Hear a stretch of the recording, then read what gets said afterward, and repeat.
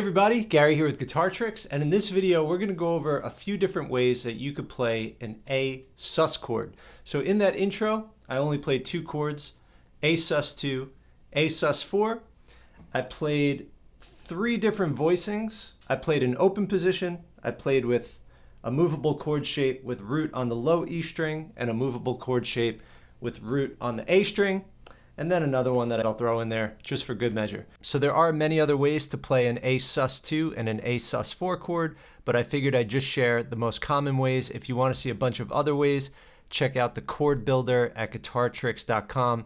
Here's just a screen capture of that tool on the website. Before we get into the lesson, please go ahead and click subscribe so that you get all the latest and greatest content from Guitar Tricks, and if you want to be notified of any new lesson, be sure to tap the bell. All right, so the first two voicings of this chord you want to know are your open position. Now, a sus chord is just simply taking a regular triad, which is a root, a third, and a fifth, where the third is what makes the chord major or minor. It either has a minor third or a major third, and we replace the third with either a second or a fourth. So with a sus2 chord, we take our regular A chord, and we take this note that's the major third, which is on the second fret of the B string, and we move it down one whole step to what we call a major second. So we take the major third down one whole step to the major second. And then that ends up sounding like this. It has a very open sound. It's ambiguous. It's not major or minor. And that's the cool thing about sus chords. They're very open, kind of mysterious sounding. You could kind of hear them however you want to hear them, and they work in place of major and minor chords, so they're versatile that way. So there's our sus2, easier than an A, because we don't have to squeeze three fingers in there, we just squeeze two in there. So I just like to take my middle two fingers. You could use index and middle. I prefer my middle two fingers just because my fingers are kind of bigger, so I like that these two fingers are more narrow than my index and middle. And they're just on the second fret of the middle two strings. And then we play strings 5, 4, 3, 2, 1, counting nose to toes. 5, 4, 3, 2, 1. That's an A sus2. In A sus4, we move that major third up one half step to what we call a perfect fourth. So then we just take that pinky and move it up one half step. So now we have frets 2, 2, and 3 on strings 2, 3, and 4, counting toes to nose that time. And again, we play the top 5 strings, 1, 2, 3, 4, 5. You could also play it like this, index, middle, ring. You could do index, middle, pinky. There's really no correct way. And there we go, so that's A sus4. So you could use that in place of an A chord. Sometimes you'll like the sound of it, sometimes you won't as much. Let's say we had a chord progression that went A, D, E, like this. A, D, E. Let's see what happens if we make the A a sus2.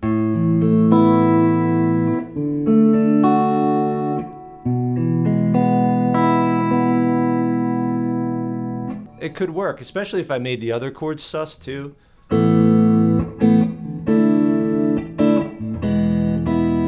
Yeah, I like it with the D sus. Let's try it with the A sus4.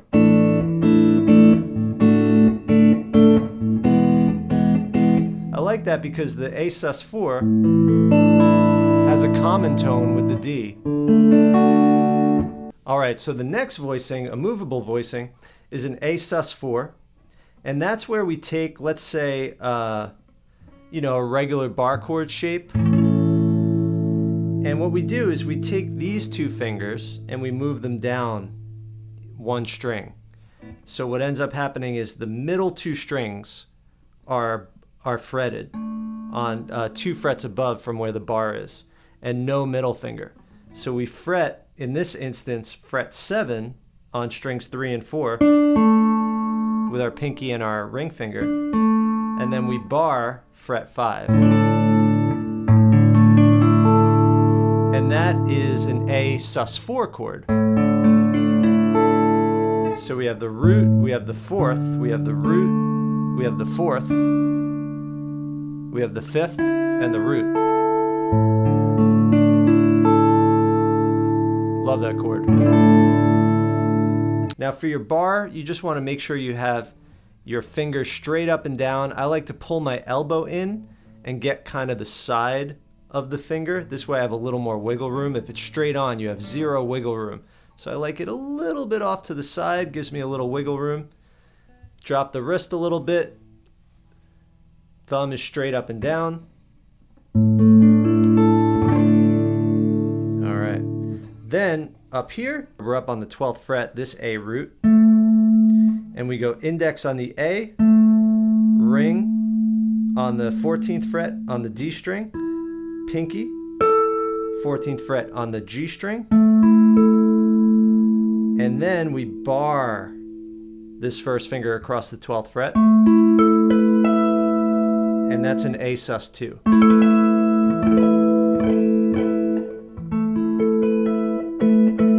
Now that would be an A minor if we added the second finger. Now that is the exact same shape as this, but up an octave with a bar. Right? Imagine we were barring right here. It would be the same shape, just up 12 frets. And then just like we had this for A sus4, we can do that up here like this.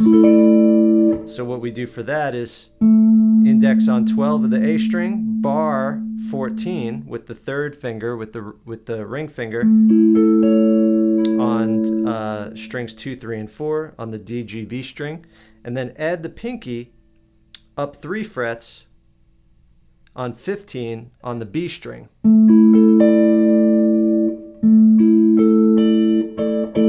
And there's our A sus4.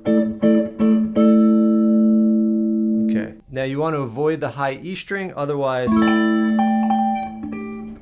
it's going to be an A7 sus4, which is also a nice chord.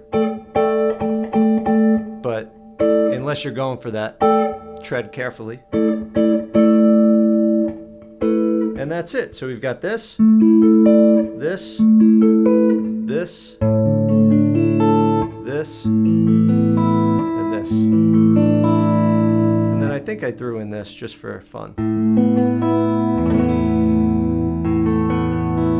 And that was just adding, in place of the open D string, I added another A on the D string, fret 7. And then I added the second, the note B on the G string. And that note B, that's the second. And then I can play all the strings and get a nice open A sound.